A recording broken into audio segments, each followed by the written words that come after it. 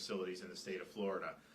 And then kind of the third thing that we did right off the bat was prohibit visitation to long-term care facilities. And I remember when we announced it at the time, I kind of had a pit in my stomach because, one, it represented the gravity of the situation that we were dealing with. It represented an acknowledgement of the risk that our most vulnerable were facing. But it also represented an action that would keep family members apart. And we were looking at a situation that didn't have a time limit on it. We didn't know how long we would need to do this. And so it was a very difficult thing to do. I think in hindsight we had to do it. I think it was the right thing to do. I think what we did, combined with the testing that we've done in the nursing homes, keeping testing the staff, having COVID-only dedicated nursing facilities for safe isolation when you do have a positive resident, I think all those things have been very important, and I think it saved a lot of lives. But when you're looking at these things, it's not all whatever you do to stop COVID and it's good. You've got to look at other things as well. One of the things, though, so protecting the vulnerable was the top priority, and obviously these facilities are the tip of the spear. We also understood the need to make sure that we had hospital capacity. So even though we were barring hospitals from sending COVID-positive patients back to nursing homes because we understood the risk of that, we were creating COVID-only facilities that they could successfully discharge people back to safely, where they knew how to handle COVID patients and where they weren't risking infecting other seniors. And then, of course, we did a lot over the many weeks and months to help support our frontline healthcare workers, whether it's PPE, whether it's additional staffing, particularly for areas that were having a lot of hospital traffic in July, and then bringing in a lot of medications when they were running low on things like remdesivir. I'd call the president, we'd get more down here pronto. And so that was very, very important. And then the third kind of principle that's guided us on this is to understand that to do well fighting a pandemic, you need a healthy society. It can't just be focus on one virus to the exclusion of everything else that we have going on. And so that meant things like keeping the economy going, which we've done over the last couple months and have continued to add jobs. It means giving parents the option to send people in person for K through 12 instruction. It means having universities that have students in person. It means continuing to do things that are going to strengthen our society, and because I don't think you can fight a pandemic very well when society is in the fetal position.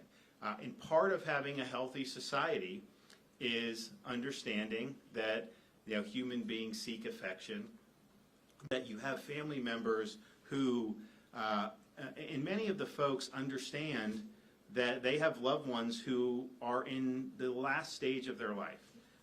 They're not demanding a medical miracle. They're not having unrealistic expectations. They just would like to be able to say goodbye or to hug somebody. So it was,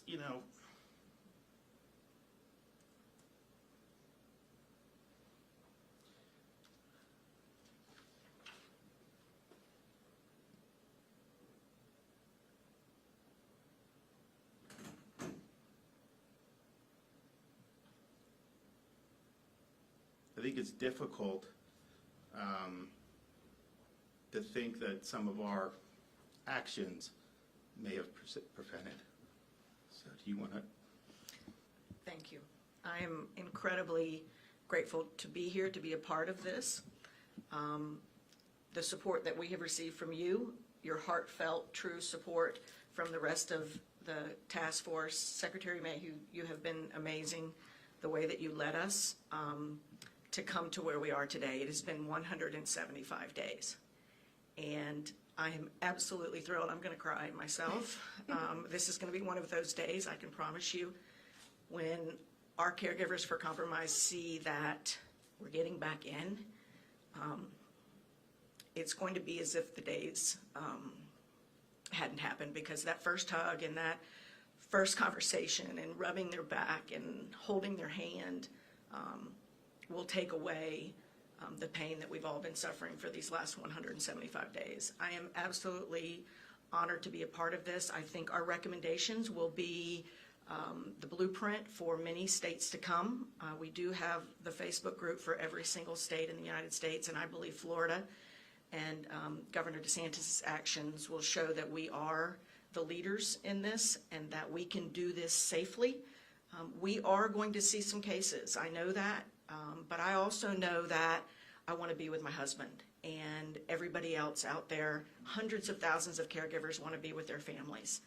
And to be with them, to be able to hold their hands at the end of their life is going to be a precious gift that we're grateful to have back. So I thank you from the bottom of my heart. Thank you, Governor. Thanks for your activism, and we really appreciate your story was tremendous, and I think you made an important acknowledgement. Look, on anything you do, there's going to be some risk, so we understand that. But we really believe that you can mitigate this risk by what the task force has recommended and by what we will require. But you have to weigh that risk, and I think it is a small risk, against the certain harm of prolonged isolation, of the certain harms of not allowing people to be with their loved ones. So I think it was a thoughtful approach, and I think it shows, just beyond this issue, you got to have a can-do approach. Like, okay, we understand we're in a tough situation. We understand that there are obstacles, but we're going to find a way to do it. And I think this is probably the best, the best we could have hoped for at this stage. I don't think it's the end in terms of, what we could be doing going forward. But I do think that it was very, very thoughtful. And, I've had so many people tell me, just look, I've got a mother or grandmother, 90, 95. She tells me, like, I understand COVID. I don't want to get it. But honestly, I'm living to see my family. That's why I'm living, to see them. And so, you don't want to be in a situation where you're cutting off your nose to spite your face. I mean, this is very important, obviously, to the folks like Mary who are caregivers and family members, but those folks in these facilities. I mean, this is a huge part, of their lives to be able to have these interactions. So, it's going to be, it's not going to be without challenge to do it, but I just think that there's been so much demand to be able to get in and do this that I think they're going to really focus on doing it right, because when you have something taken away like that, and it's month and then two and now people have a roadmap going forward, and I think people are really going to appreciate that. So we appreciate that. Mary Mayhew, thank you for what you've done on this. Very early on in March, when there was a lot of uncertainty about what was going to happen, I think you've been instrumental in plowing a course that, the state of Florida can say we did everything that we could to protect the most vulnerable. We did not leave any arrow in the quiver. Anytime there was a good idea, we did it. We acted early, but then as there were more things that we could do, we did more. And as we had more resources, like for testing, we increased that dramatically. So thank you for your leadership, and thanks for helping with this. Thank you. Thank you, Governor, and thank you for all of your support and your leadership. I think what we all understand is that from the beginning of this pandemic, there were so many unknowns. We have learned something new about this virus every single day, and what we understood fundamentally, your leadership, your clarity of focus, was that our elderly were most at risk, that individuals living in residential congregate settings were most vulnerable to rapid transmission, and yet we also appreciated that we had facilities that didn't have access to PPE, that were still trying to adjust to ever-changing guidance from the CDC, from CMS, and so to try to protect and guard against the virus from getting into the facility, we made that painful decision around visitation. What we also understood is that no one could stop the clock, and that family members have been praying for this time. We understand that the restriction on visitation is absolutely counter to everything we promote. The human touch is absolutely critical. I've shared throughout the pandemic, I had my 87-year-old mother living with me for almost 4 months during the pandemic. I also had my 25-year-old son. living at home, and so I saw the multi-generational, but I understood how much my mother craved the interaction, and no one should be going this long without a hug. I'm so pleased with the work of the task force, the members of the task force.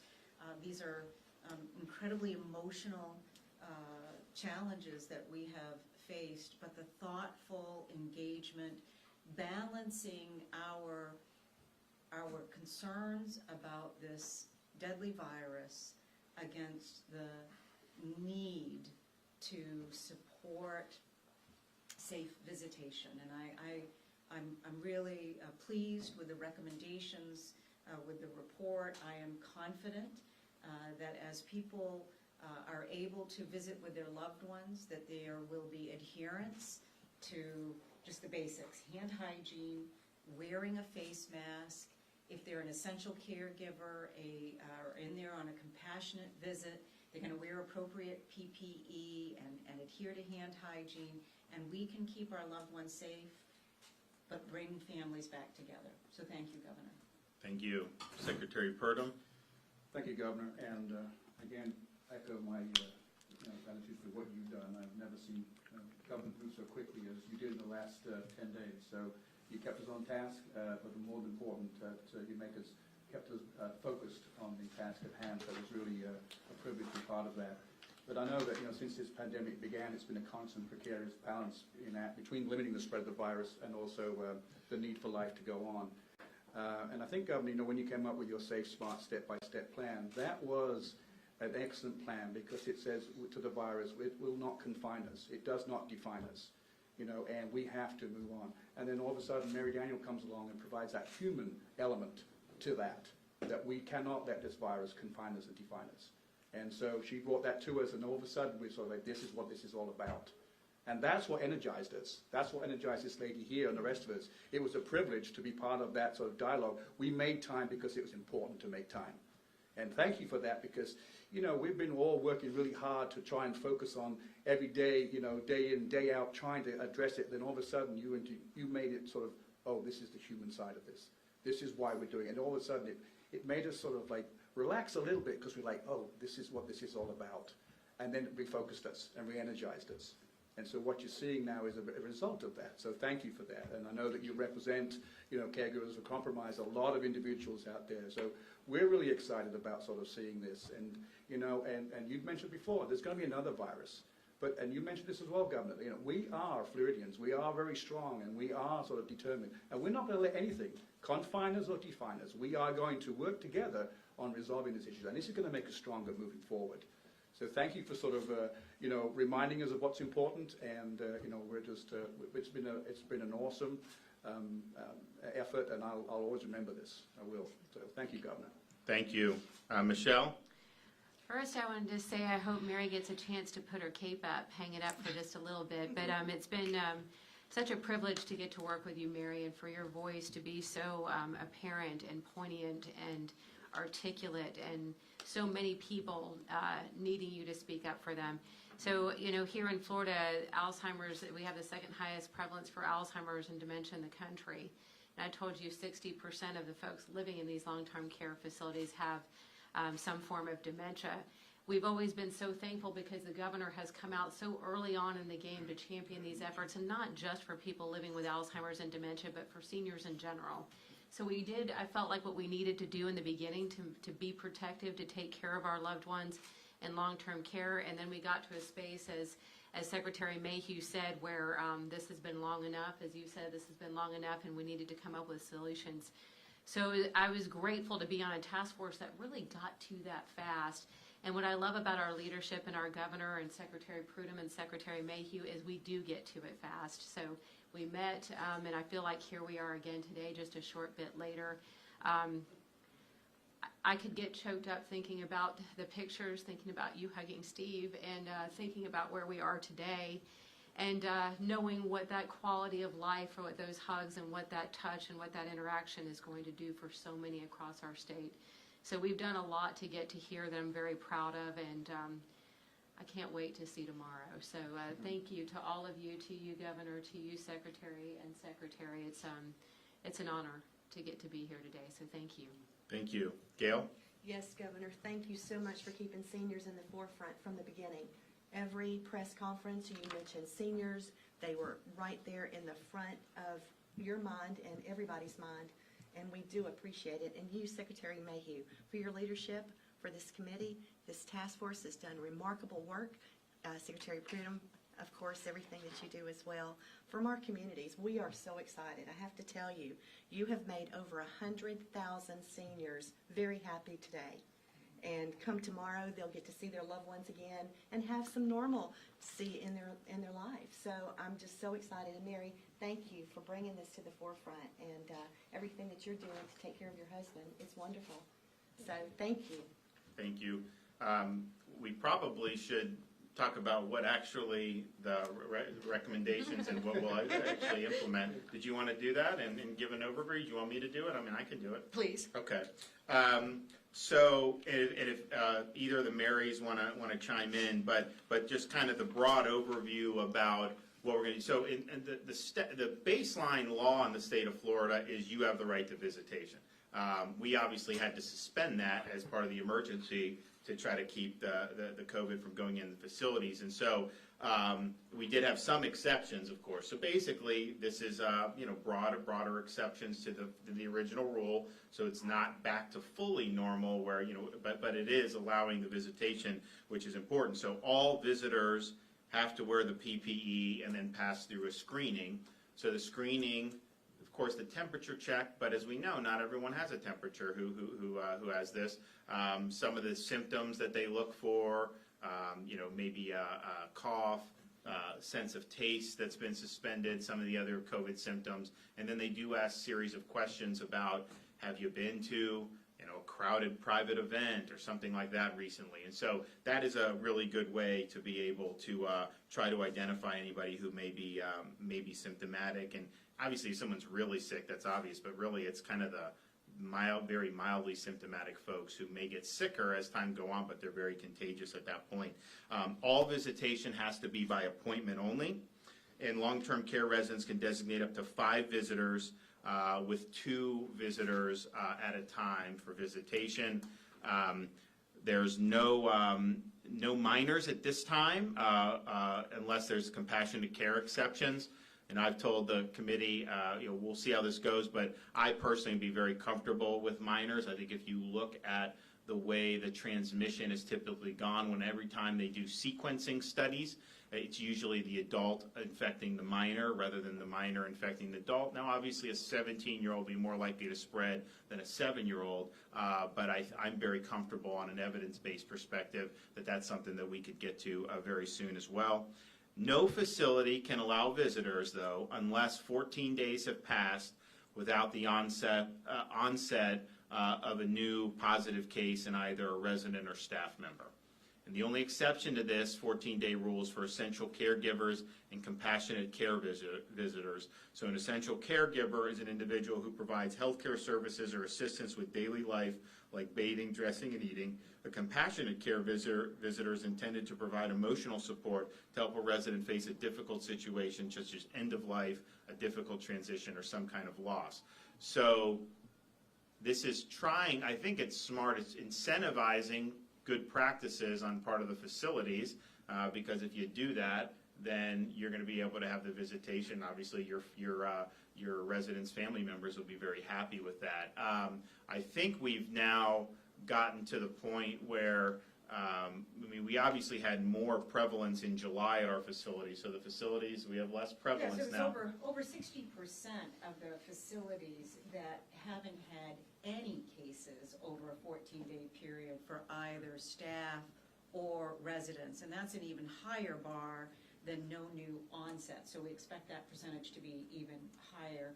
And the other point that Mary championed during our task force discussions was for the essential caregiver, that those services include emotional support.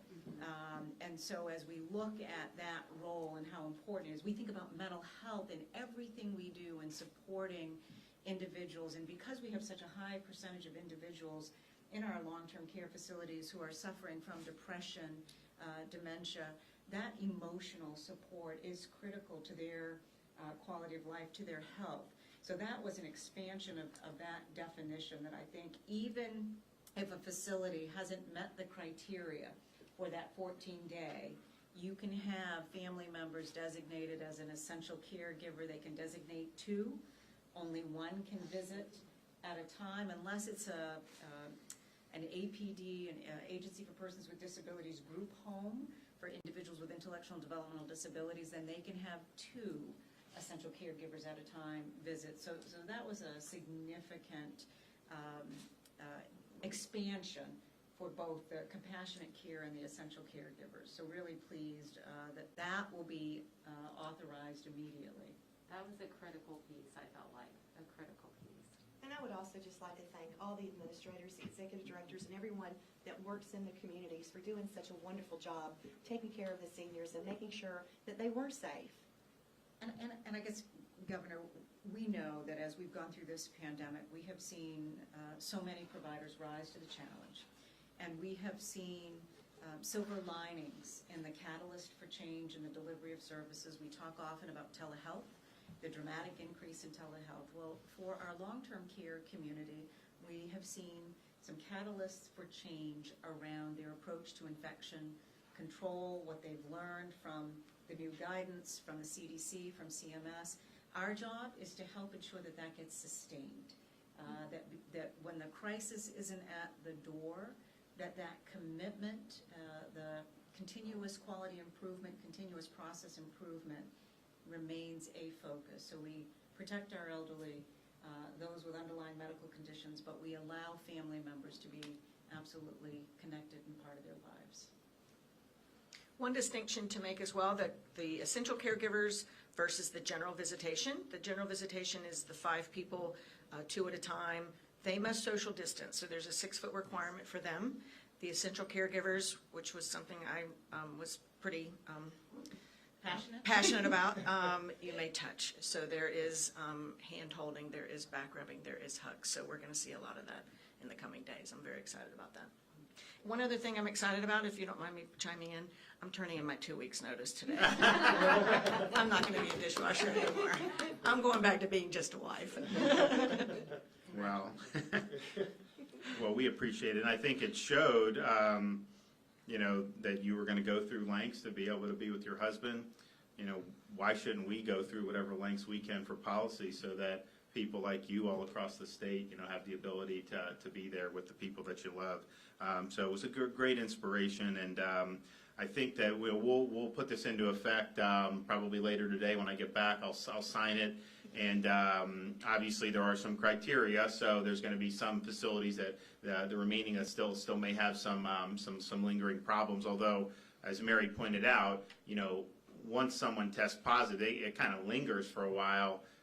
It doesn't mean there are new infections in the facility, and so we're looking at any new infections is really a thing. So there's going to be a higher percentage of these facilities that are going to be eligible right off the bat, and obviously have an incentive to want to keep it that way. Of course, it is easier to do it when the prevalence is declining in the community, and so when we were you know, very low in May and early June, Mary and I were working on, you know, potentially moving forward with some visitation. Then as we saw the prevalence increase at the end of June and into July, you know, we saw that reflected particularly in like places like Miami and the staff and in some outbreaks in some of these facilities. And so that was a difficult thing.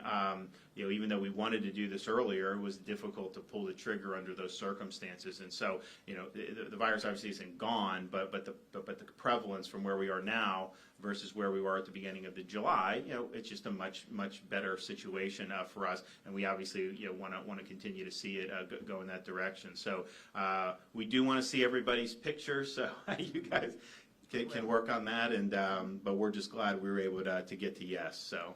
We Great. should talk a little bit, though, about the dramatic reduction. So I think you pointed out yesterday during your press conference, there's been a 60% reduction in the number of individuals currently hospitalized for COVID since the peak. Right. We've seen over a 40% reduction in the number of staff in our long-term care facilities who are positive. The positivity rate right now is about 1.2% among staff in our nursing homes and assisted living facilities, incredibly low. We have seen over a 30% reduction in the number of residents who are currently positive for COVID. Again, dramatic reduction from the peak. It's slightly over 3,000 individuals out of 154,000 individuals who are residing in our nursing homes and assisted living facilities. So the opportunity to thoughtfully develop these recommendations exists because of the progress that we've made. Yeah, no, we have, if you look at the number of COVID positive patients hospitalized, you'd have to go back to June to find the level that we're operating under now.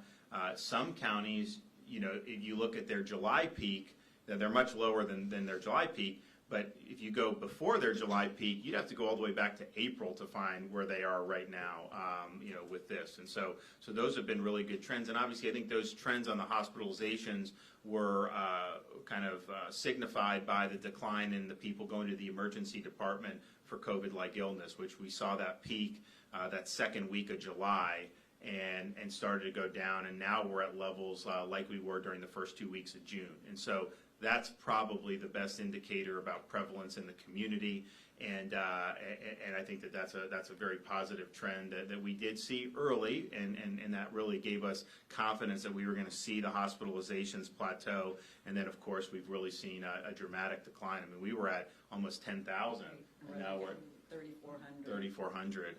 So and yesterday was the lowest. So 2 days ago, the Sunday, which usually are bigger admission days, was the lowest admission since mid-June. Today was even lower, or yesterday was even lower than Sunday in terms of new admissions to the hospital. So that's way, way down from where we were at the peak. So those are all good indicators, and of course, the hospital capacity and the ability to handle, that was the number one reason we did all this to begin with. That's what I said, you had to flatten the curve, slow the spread so that we could kind of figure out how to handle this. And I think in Florida, we used the time in May out of the infrastructure that we've seen. All the hospitals had PPE, they had medications, we had the COVID-only facilities. Of course, we had other stuff with long-term care.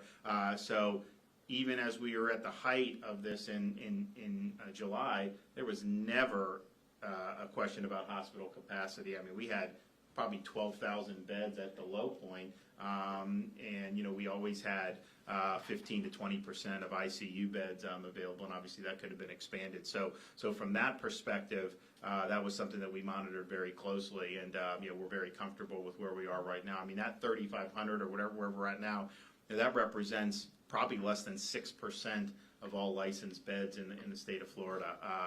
And so it's very important. Obviously, those are all very important lives. But there's so many other health issues that are out there. And obviously, our residents in these facilities, they're dealing with a lot of these issues. And that's why I think it's just so important. I mean, if you have a family member has a terminal illness, the time is short. To just be told no, we had said before, I mean, that's going to leave a mark on people's lives, and it's a tragedy that happened. I think we had to do it, but I'm not happy about it, and I was resolved to do something about it, so that's what we've done. Governor, we should talk about too, and again, I'll speak to my own experience with my mother. I never realized how I should have, how important it was that she wanted to get her hair cut. And for months, and my mother has That's in here. Yes. And for months, she kept asking why she couldn't get her hair cut. And so this was an important part of our recommendations, is to bring back the beauty salons, the barbers, with all the protections for adherence to infection control and the PPE. But that's a critical component to this report. Also, medical services. We want to make sure that any medical services that need to be brought in to support our residents with critical healthcare services, that they are in, very explicit about that in the report as well. And I think, Governor, we're going to set the tone for other states. They're already starting to, like colleagues that I have across the country, Yeah. have asked for our report, very much interested in what we're doing, and I think we're going to set a trend for the rest of the country with this. And Governor, thank you for initiating the testing in our communities. Yep. I think that was so helpful and very beneficial for this whole task force. Well, and when I was reading the report, I mean, it never occurred to me about like the beauty salon or the hair stuff. But if you think about it, I mean, the family, of course, is comes first. But then when you're in those types of situations where you're not able to have that interaction and a whole wide range of things, little things like that we take for granted, that matters. And that will bring a lot of satisfaction to a lot of people. And oh, by the way, we were told months and months ago how barbers and hairstylists were just going to be the scourge of spread. That hasn't been the case. They've been very good. They've taken precautions, and I think in Florida have done a great job. So doing that, I think, will be minimal risk. But I'm really happy. The final thing I'll just say is federal government. So we don't require testing. And the reason is because, if you go get tested and you get your results 2 days later, it says negative, you could have gotten infected between now and then. Now, there are point-of-care tests that the federal government is sending to not all long-term care facilities, but those skilled nursing facilities in the state of Florida. So they will have the ability, and I think a lot of them probably have it now, but certainly they're going to be getting it over the next couple weeks. So they will have the ability to do that. They are free to do testing for people that come in, and we're not discouraging that, but we believe that taking these mitigation steps, doing the screening, wearing the PPE, that is adequate, and quite frankly, not all these tests are entirely accurate. We do see false negatives, we do see false positives, so it's not a foolproof thing. If it's a false positive, you're denying somebody the ability to see their loved one illegitimately. If it's a false negative, then you could be a false sense of security. So they are going to have testing capacity at those facilities, and they may use it for this, and that's fine. I also think if you have proven antibodies, obviously that would be something, that I think facilities, if you have that and bring that in, they would really appreciate that, because that shows you that you're probably going to be in pretty good shape in terms of not being a live carrier. So, I'm glad that this came together so quickly. I know you guys had to work hard on it, and I think that this is kind of a model. I mean, this is the most severe mitigation that was done in Florida was done to protect the long-term care facilities. And as we've said, look, it had to be done, but that mitigation has costs, and so you got to figure out a way to continue serving the purpose of protecting people from COVID, but not shutting off all avenues of life beyond the virus. And so I think that we're showing we can do that here. And I think we're trying to show that we can do that, across the spectrum in the state of Florida. So I want to thank you guys again for all your hard work, and I'm excited to see some of the photos, and hopefully this brings a lot of comfort to the families and obviously to our residents in these facilities. With that, we're happy to take some questions. Yes, sir. What information did the task force use to go ahead and make this recommendation on changing the visitation moratorium? Why now? Well, I think why now is because I convened this and said we want to plow a way forward, and I think it's just a situation where part of it was just the sheer length that we've been in this for, but then I think added to that was just the uncertainty about, okay, when are we going to be able to actually step forward? I mean, I would say 6 months with a definitive end date would be a lot easier for people than doing 6 months with no end in sight. That's just the reality. And the 6 months was long. And as I said, it weighs on me to think of the people who passed away, nothing to do with COVID. Just this is a natural thing. These are folks who, are our most elderly, frail residents, passed away without being able to say a final goodbye. So we had to do something. Governor, can you walk through the chronology? So you're going to sign the policy today, and then, so for resident family members who would like to take advantage of it, what's the timeline for when that would start and how it's going to start? Well, I think the facilities, they obviously will be authorized. It's, I don't know if they're going to be ready at 5 o'clock today when I do it, although I'm sure Mary and her folks are ready to go. So, but bottom line is, once we sign it, it'll be good to go. Now, we're not requiring the facilities to provide the PPE to the visitors. We think the visitor, if you're going to visit, bring your own PPE. I mean, this is very, very prevalent in our society now. So do that, particularly when you're talking about a facial covering. But yeah, it'll be up to them to kind of get going. So hopefully, you'll have people in very soon. Now, they're going to have to meet the criteria of not having any new onsets over the last 14 days. And all the policies that we're asking them to have in place, but it is effective upon the governor's signature of the emergency order. So our expectation is that facilities, if they need to work with any essential caregivers, any compassionate care visits, meet the policies, but absolutely respond to that expectation. If they have been clear for 14 days with no new onset, they need to have the policies in place to support general visitation, and they need to be moving with a sense of urgency on that. I think it's important to mention as well is that the governor expects us to sort of continue to meet to sort of see how this rolls out and to make those necessary changes as the situation warrants it. I think it's important that we continue to sort of check things out and make sure that we adjust as we see fit. Absolutely. Yes, sir. Governor, quick two-part question. The first one, if we've got, say, a nursing home, maybe see some cases, could the essential caregiver designation along the two in, could that be something that is looked at, as a way to remedy possibly an individual facility that might see some cases? Well, the essential caregivers are not bound by the 14-day rule. So yeah, they could go in and continue to provide that essential care. And I think that that's important just because, these are critical folks. If there happens to be one case in the facility to kind of keep all those people out too, that would probably be tough. So we wanted to provide the avenue for that. I know Mary wanted that. And one last thing, Governor, if you could, do you have any comments on the Department of Health cutting ties with Quest Diagnostics? I wonder if you have anything to say about that. Yeah, I think it was the right decision. I mean, they dumped, I think, 75,000 test results dating back to April. And so it's like, okay, you're required to put this in, and you do it now in this big dump. And I've been preaching, be wary of some of these test results because it's about when the lab puts it in, they don't all do the negatives. But this is the most egregious dump we've had.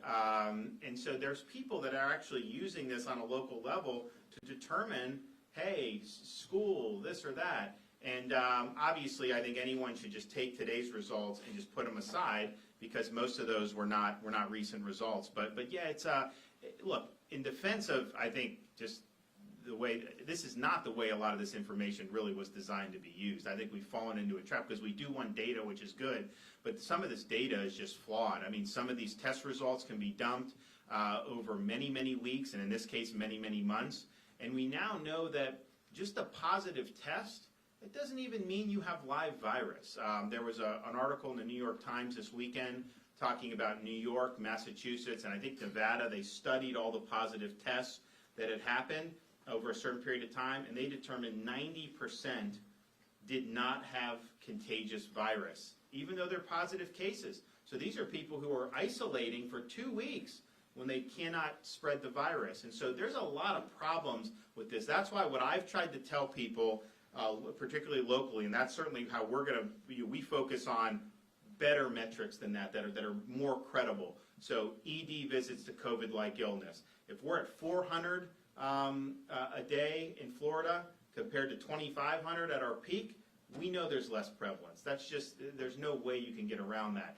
Hospitalizations, when you have a major decline, admissions tanking, you have fewer prevalence. These cases and the way these things are doing, and there's a lot of these companies that are making huge amounts of money. I mean, go back a year, they would have never thought they could have made this much money. The problem is when you're sloppy with it, it ends up impacting people's lives. And again, it shouldn't be that way, I think. I think that this data, was not the best data to be going off of in hindsight, and that's why I'm focusing more on the actual syndromatic issues. But boy, just imagine if we had not caught this and it goes, or another state it happens to, and then they say, oh, the positivity's too many cases. You're not going to start school on time because of that. All because of a lab held these things for over a many month period. It's a big problem. Yes, sir. Because Quest is such a big company, is this gonna have an effect on the processing capacity? Are private, testing, facilities still gonna be able to use? You know, we've had more success with some of the more upstart labs in terms of their turnaround time, so I think that there's a lot of options there. And I will tell you, when we were having the biggest backlogs were typically from Quest, even back in early July. Governor, in terms of the visitation now, I'm trying to get a visual image. When you have these reunions, are people going to be able to walk up and hug the grandmother and grandfather, or are they going to be 6 feet away? What's it going to be like for these family members to finally get back with their loved ones in those quarters? Well, I'll let Mary talk about the rules, but I mean, my view is you know, there should be maximum amount of that type of affection and personal interaction. I mean, the fact of the matter is, you know, we know how this virus spreads. If you go up and hug somebody, you know, as long as they're not sneezing and you or coughing and you're coughing in them, you know, that's not prolonged enough exposure to be a really high risk. It doesn't mean it can't happen. Obviously, you know, these things can, but I think having the ability to do some of that is very important. The surface, I know we focus on like the hands and stuff, and that's good. It's good. It's good hygiene, and it's important. But like in terms of like getting it off a surface or me touching somebody, you're more likely to get it through those droplets or the aerosols. So I'm in favor. I know the caregivers and stuff. I mean, I'm in favor of it. I just think that it's really, really important to have that. And in some respects, it's like some of these places you could go like look in the window and wave, and it's like, okay, that's fine. But I mean, it's almost like, okay, you're this close, and then you just can't do that, because when you do that, I mean, I think both, but certainly the resident, I mean, that's just going to be, you know, a huge, great feeling to have somebody, you know, that you know and love be there for you. I think Mary was talking about, she was in the facility. I don't know if she wants me to say this, but she was in her, and there was an elderly woman. The woman who, she just wanted a hug. She just asked for a hug. So Mary gave her a big hug, and that really made a difference to her. Because of all she's been through. So I'm in favor It's of amazing. After all these months, I mean, this is someone that's very, very frail, and I was directing her back to her room. I was leaving my dishwashing job, and she said, I said, come back in here, let's get to your room. And she turned around and looked at me and said, will you give me a hug? And I almost didn't do it. I thought for a second, oh, I might get in trouble. I had a mask on, and I did. I gave her a hug. And I said earlier, it may be one of the best hugs that I've ever given. I mean, this is a real sign that people need touch. She actually articulated, will you please give me a hug? So it's going to be needed. As essential caregivers, that's exactly what we're going to do. We will be able to, the two essential caregivers will be able to touch them. We'll be able to rub their back. We'll be able to hold their hand. And the general visitation, not yet, not right now. That's a larger number of folks, and so we want to kind of limit that right now. I'm hoping that in time we're going to prove that this is really working, and we'll be able to change that as well. Does the task force have a timeline on when full visitation will be, is there any sort of estimated timeline? No, and so I think it's really important that what Florida has done throughout the pandemic is to respond to the Florida situation, the Florida data that has driven. We have been nimble in responding and changing the guidance in order to be reflective of the current situation. The task force was very clear about doing this thoughtfully and slowly, and then monitoring and being ready to come back with any updates or recommendations to open it up even further. But that we need to have this get started, monitor and evaluate, make sure that best practices are being adhered to, and then see in the next few weeks what other changes we may want to entertain. All right. Well, we appreciate everybody's efforts. I know it's been a long many months, and it's not been easy, and especially when and we didn't have a timetable when we made the decision in March, because nobody knew what was going to happen, and we didn't know. And this was a very difficult time for everybody, and we were plowing ahead. We wanted to make sure that this was a priority to protect these residents. from a virus that had a disproportionate impact on folks in those situations. And we did that, and obviously even the best efforts there. I mean, you're never going to have zero out. We had in July, we had some.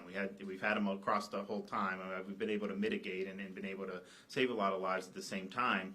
But looking at the impact, I mean, it's just thinking about it. Like in some respects, I was thinking about the press conference when we announced this. That seems like 2 years ago. Well, I mean, because so much has happened. So can you imagine if you're in these situations where you're not able to have to see the people that you love, and so it just needed to be done. But it was a long time coming. If there was an easy way for me to just snap my fingers along the way, believe me, we were discussing it in May and June, and we just didn't quite get there. And in hindsight, it may not have ended up working out as well had we done it there. I don't know. Maybe it would have been fine. Who knows? But you make these. But now we're in a situation where we've just got to find a way forward. And the final thing I'll say is, and I've said this recently, but I just want to reiterate, and this is not state policy, but a lot of hospitals have had policies of not allowing visitation for people that are hospitalized. And that's just not with COVID-19. It was basically if you're hospitalized for any reason. Now, some of those policies have evolved over the last many months. I think more and more hospitals are on board with allowing family members to come in end-of-life situations, which I very much support. I mean, imagine being in a hospital in that situation and literally have nobody there to be with you. But there's also a situation, I mean, if you have somebody that gets in a car accident and they're stable and they got to be in the hospital, people want to have somebody to know someone's out there. And so I think that the hospitals have gotten very good at infection control. They understand this. They're probably the safest places. I just think at a minimum, I think everyone needs to have it for end of life. But even in some of these other situations, it really does matter to be able to have a family member there with the patient. And there's a lot of people, I mean, you end up in the hospital, particularly the first time you've ever ended up there, it's not an easy thing to deal with. Even if you're going to end up, even if your mortality is not an issue, it's still not an easy thing to deal with. And so we want to be able to see that visitation as well. And I know some facilities have done more than others, but I think we understand that if we want to get it done, we can get it done. They know different procedures, they know different things that can be done to mitigate. But I think that's part of it was with COVID. The difficult thing was the loneliness it created in these facilities. But then you have people who would end up hospitalized with other things too, but particularly COVID. And it's like it's a total isolation area. Like you don't let anyone to come in other than the medical staff. So we had a lot of medical staff that were really there, kind of serving as de facto loved ones to give them company in very difficult times. Some of them at the end of their life where they passed away. Others where they were really fighting and ended up coming out okay on the other end. But that is a very difficult situation. So I think that the end of life has made a big difference in the hospitals that have done it. I would say go beyond it. I mean, if you have a parent in the hospital for a couple days, they want to see people. I mean, I think about when we had our baby March 26th, which again seems like almost 2 years ago, and my daughter's getting very big, very quick. But it's like it was a ghost town. I mean, I was the only person that was allowed to be in there with my wife. I mean, my parents couldn't be there, her parents couldn't be there, no one else could. And I understand it. I mean, it was a difficult situation. But hopefully now, maybe we can get to a better spot where, some of those really key life moments that you do have the folks there that mean a lot to you. So thanks, everybody. We appreciate it.